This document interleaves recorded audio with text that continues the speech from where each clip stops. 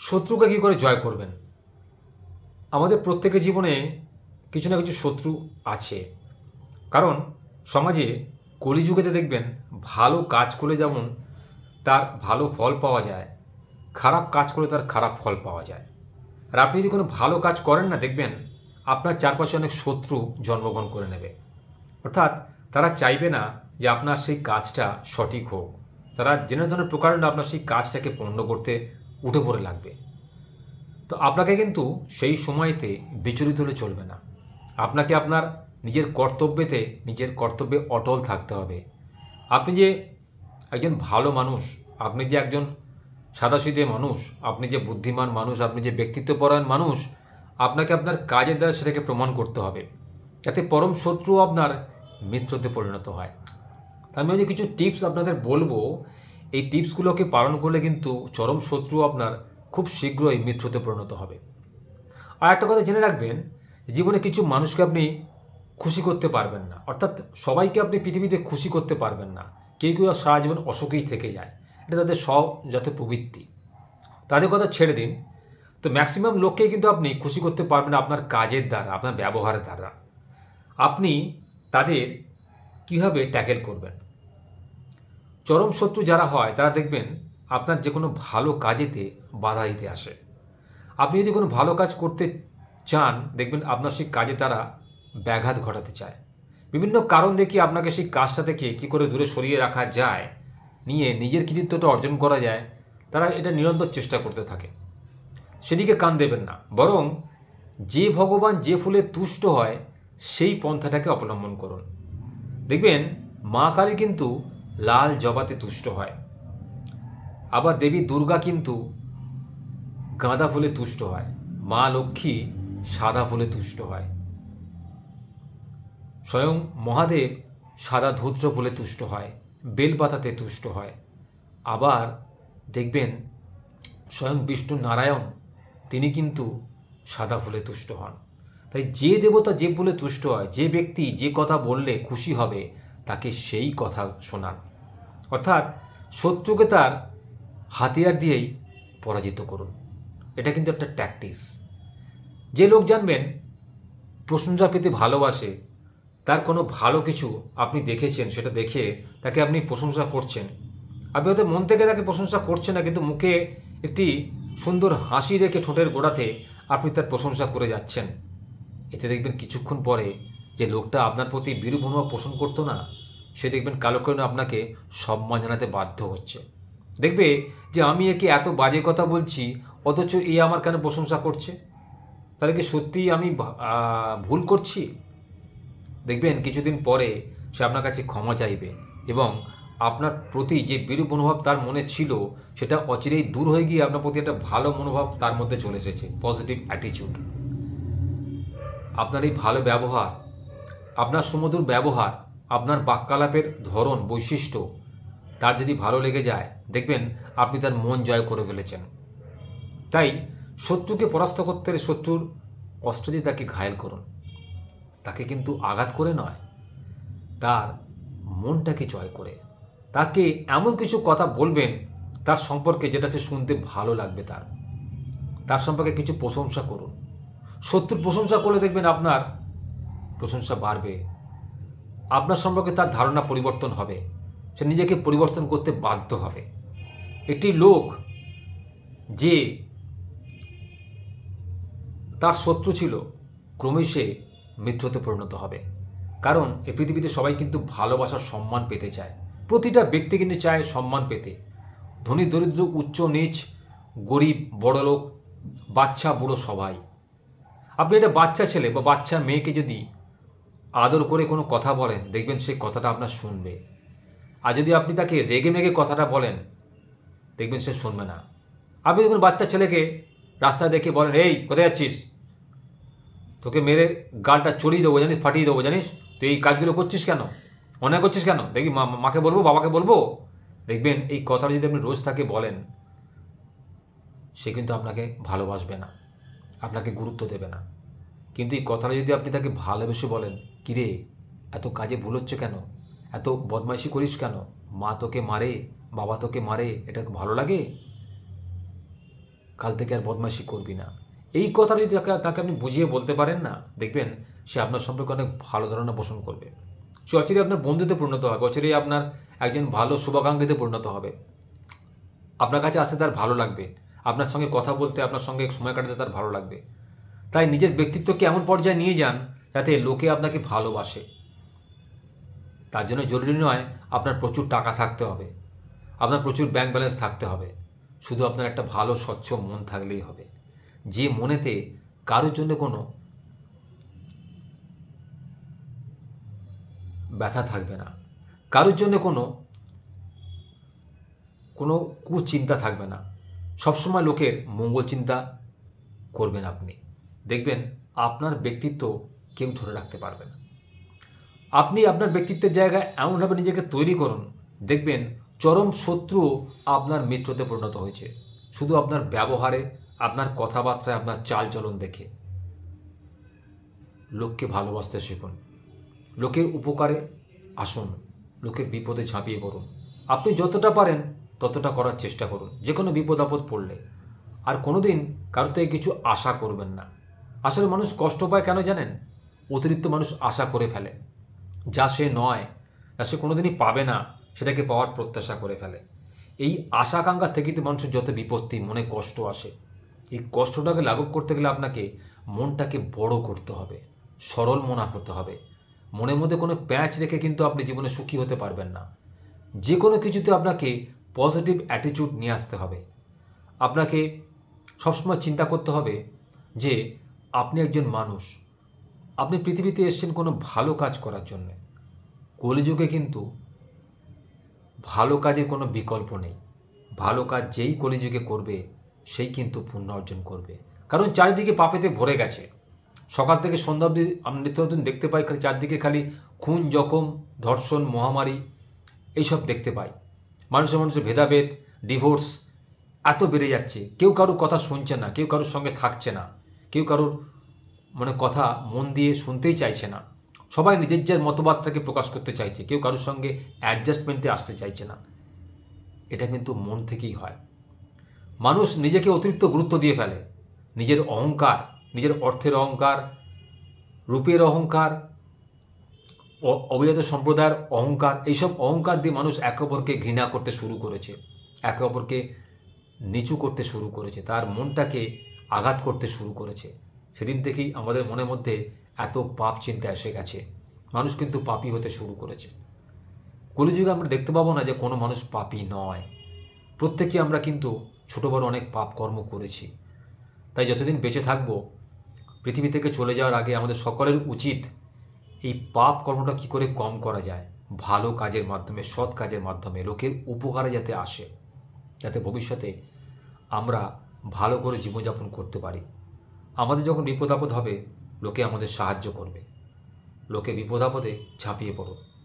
অর্থ দিয়ে না পারেন, গতর দিয়ে করুন, বুদ্ধি দিয়ে করুন, সঙ্গে থাকুন, তাকে আশ্বাস দিন যে তুমি নিজের ধৈর্য রাখো, দেখবে ঠিক তোমার জয়ই হবে শেষেতে।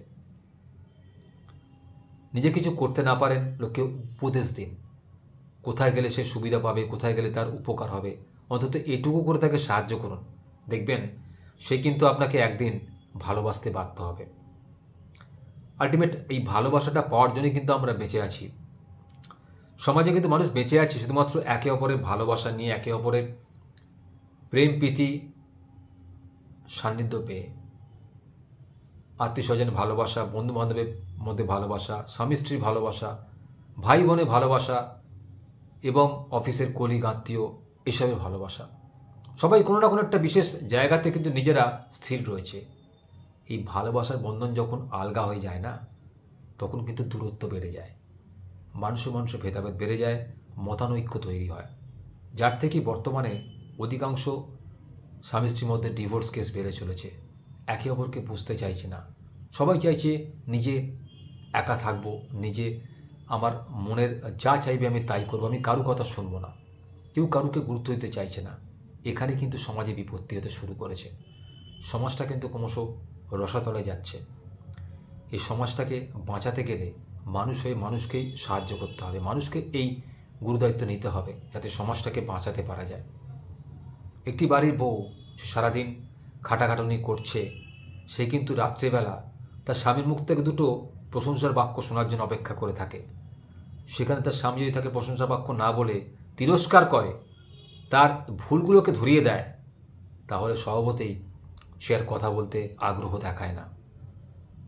সেরকম একটি স্ত্রীরও উচিত স্বামী যখন অফিস থেকে ফেরে, যত দরিদ্রই হোক, তাকে সাহায্য করা, তার সঙ্গে ধরে ভালো কথা বলা, তাকে বাড়িতে আসতে না আসতে তাকে যে সংসারে এত কিছু খরচ, সংসারে এত কিছু চাহিদা তার কাছে না ব্যক্ত করে কিছুক্ষণ পরে অন্তত এক গ্লাস জল খাওয়ার পর তাকে যেন বলা হয়, এতে কিন্তু সে প্লিজড হয়। সমস্ত কথা বলার নিয়ম আছে, সময় আছে, ক্ষণ আছে। যখন তখন যাকে তাকে সব কথা বলতে নেই, সময় বুঝে সুযোগ বুঝে বলতে হয়। এইগুলো কিন্তু আমরা অনেকে জানি না, যার জন্য আমরা অনেকে কষ্ট ভোগ করি। বন্ধুবান্ধবের সঙ্গে কথা বলতে গেলে বা তার বন্ধুত্ব বজায় রাখতে গেলে অনেক কিছু জায়গায় আপনাদের অ্যাটেন্ড করতে হবে। সবসময় আপনি বাড়িতে বসে থাকবেন বা বন্ধুরা বাড়িতে বসে থাকবে, ফোনে ফোনে কথাবার্তা হবে, এটা কিন্তু একদমই স্থির নয়। এতে কী হয়, দূরত্ব বেড়ে যায়।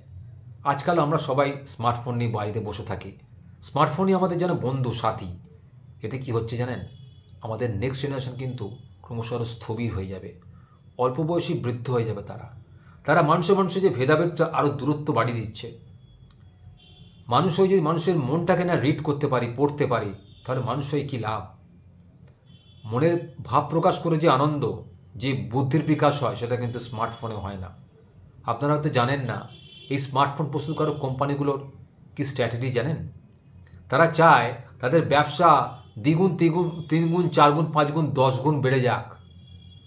শুধু আপনারা তাদের সেই স্মার্টফোনটাকে ব্যবহার করুন, তাদের বুদ্ধিটাকে ব্যবহার করুন, আপনার নিজের বুদ্ধি খরচ না করে। এতে কি হচ্ছে, আপনার বুদ্ধি ক্রমশ কমে যাচ্ছে। আপনি কোনো ভালো মন্দ বিচার খুঁজে পাচ্ছেন না। আপনি সময়টাকে হয়তো স্মার্টফোনের দিকে নষ্ট করছেন, নিজের বুদ্ধির বিকাশ হচ্ছে না, নিজের শারীরিক বিকাশ হচ্ছে না, মানসিক বিকাশ হচ্ছে না। আপনি কিছু সুস্থ চিন্তাভাবনা করতে পারছেন না। কোনো কিছু সমস্যা হলে আমরা ওই দিকে নজর দিচ্ছি, ফোনের দিকে। মানুষের ভেদাভেদ বেড়ে যাচ্ছে। আপনি বাড়ির বাচ্চাদের সঙ্গে সময় কাটাচ্ছেন না, যে যার স্মার্টফোন নিয়ে ব্যস্ত। স্বামী স্ত্রী দুজনের মধ্যে স্মার্টফোন নিয়ে ব্যস্ত, সে চ্যাট করতে ব্যস্ত, কথা বলতে ব্যস্ত, আপনিও ব্যস্ত। এতে কি হচ্ছে, সংসারের মধ্যে একটা সংকীর্ণতা চলে আসছে। কেউ কারুকে কিন্তু আর গুরুত্ব দেওয়া বন্ধ করে দিচ্ছে। কেউ কারোর সঙ্গে দেখা করা, কথা বলার যে ভাব, মনের যে ভাব প্রকাশ, সেটাই কিন্তু ক্রমশ খর্ব হয়ে যাচ্ছে, ক্রমশ ছোট হয়ে আসছে। তাই এখন আর বড় ফ্যামিলি দেখতে পাওয়া যায় না, নিউক্লিয়ার ফ্যামিলি দেখতে পাওয়া যায়। সবাই একা থাকবো, একা পড়বো, কারুকে দেখবো না, বাবা মাকে দেখবো না, তাদের শেষ জীবনে আশ্রয় হচ্ছে বৃদ্ধাশ্রমে। আমার আজকের এই ভিডিওটা করার উদ্দেশ্য একটাই, যে মানুষ হয়ে মানুষের মতো আচরণ করুন। যন্ত্র সভ্যতা থেকে যতটা সম্ভব নিজেকে দূরে রাখুন, যতটা না করলে নয় ততটা। যন্ত্র আমাদের কিন্তু ক্রমশ স্থবির করে দিচ্ছে, মানুষ থেকে ক্রমশ যন্ত্র পরিণত করে দিচ্ছে। নিজেকে যন্ত্র হতে দেবেন না, নিজেকে মানুষের পর্যায়ে রাখুন। মানুষের সঙ্গে সময় কাটান, মানুষের উপকারে লাগুন, মানুষের বিপদ আপদে ঝাঁপিয়ে পড়ুন। মনের মধ্যে প্যাঁচ রাখবেন না, মানুষকে দান করুন।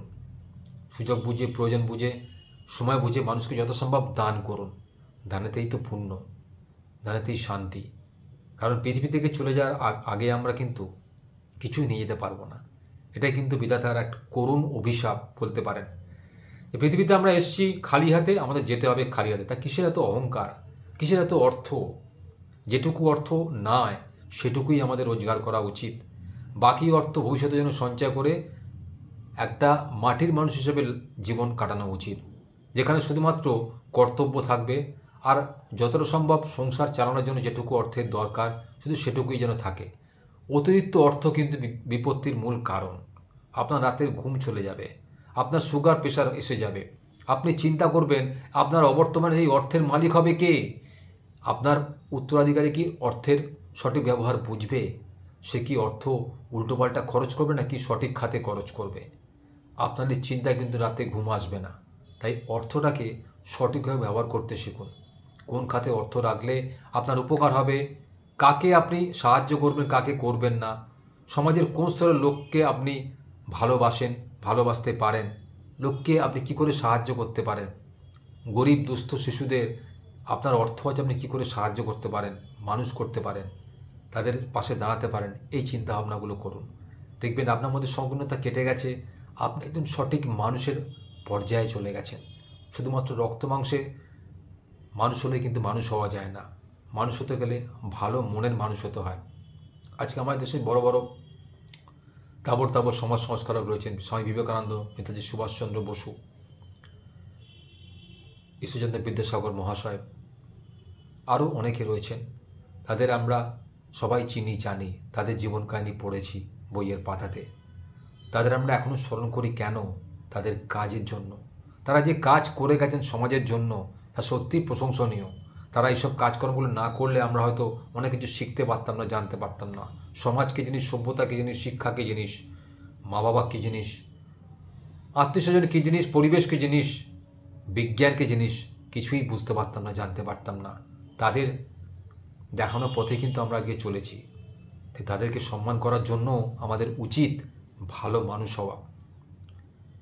একটা লোককে জাজমেন্ট করার ক্ষমতা আমাদের মধ্যে রয়েছে। ভালো লোক কি মন্দ লোক তাকে দেখে বুঝতে পারা, তার সঙ্গে ব্যবহার করলে, তার সঙ্গে কথা বললেই বুঝতে পারা যায় তার ধরনটা কীরকম। তাই আজ থেকে সেই মতো নিজেকে তৈরি করুন, সেই মতো নিজেকে বৃদ্ধি করুন। দেখবেন আপনার মানসিক বৃদ্ধি, আপনার নিরহংকার চরিত্র আপনাকে বলে দেবে আপনি ভবিষ্যতে কতটা ব্যক্তিত্বপরায়ণ হবেন, আপনাকে লোকে কতটা ভালোবাসবে। এই ভালোবাসার জন্যই কিন্তু আমরা জন্মগ্রহণ করেছি। তাই নিজের পথে চলুন, সত্য পথে চলুন, সত্য কথার সঙ্গে থাকুন। আমি আপনাকে গ্যারান্টি দিয়ে বলতে পারি আপনারা অনেক অনেক ভালো থাকবেন। শুভরাত্রি।